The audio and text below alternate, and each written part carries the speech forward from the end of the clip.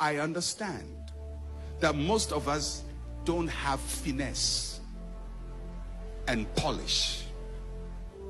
We don't have it. We were not born to it. Your father was not a noble. Your grandfather was not a noble. So you were brought up with street ways. Street ways can help you at street level. But when you get to throne level in the corridors of power, just the way you talk can disqualify you. The way you carry yourself, the way you wear your clothes can disqualify you, because when anybody sees you, they are checking you out, defining you, and determining what they will do after the definition. Because when people can define you, they will nullify you. You start talking, he's checking out your accent. You can say, well, this is my accent. This is the way I talk. I don't care. Yeah, it will help you to be popular with your folks. But at a certain level, this way, the way I talk, it's not going to help you. It's not going to help you. Now, I'm sure you're going to say, well, I know people, they talk anyhow and they're still, they were rich before they started talking.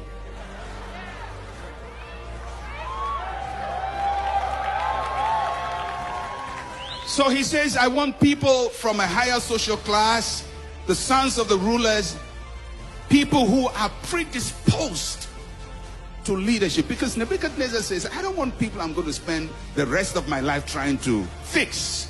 I want people who come with a certain propensity, so when I train them, my training period will be shorter. Because the pace at which the world moves, nobody wants to teach you one lesson 3 times. They don't have time for you. So they teach you once, you don't get it. Maybe give you another chance, you don't get it, you are out. The Nebuchadnezzar system has no sympathy for your weakness. Because the system Nebuchadnezzar set, and by the way, the system of Nebuchadnezzar is the system that runs our world.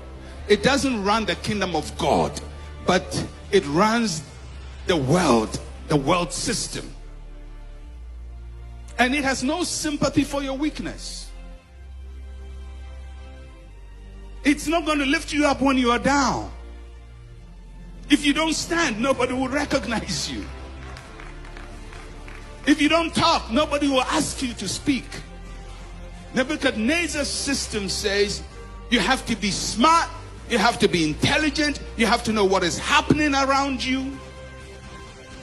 You have to be able to answer quickly when you ask a question. They ask you a question, you don't say, I'm going to pray about it, I'm going to pray about it. That's good for church. That's good for church, and we love when you are praying about it.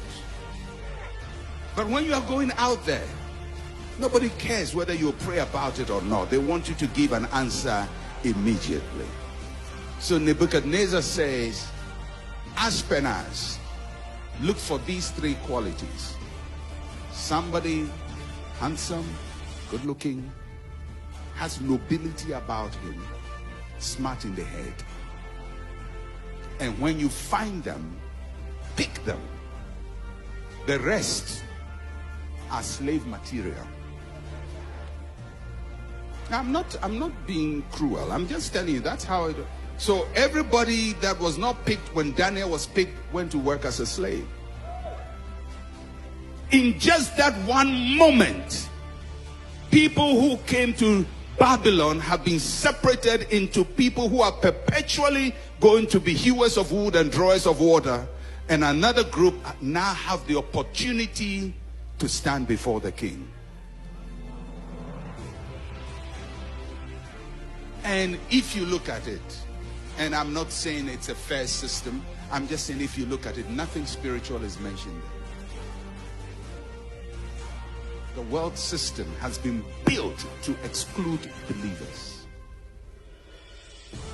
The more spiritual you become, the more the world system is designed to throw you out. That is why we cannot just be spiritual alone.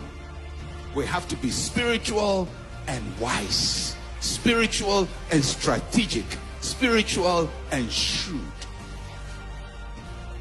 So we don't become like the Israelites in Egypt, who have everything but are dominated by fewer people.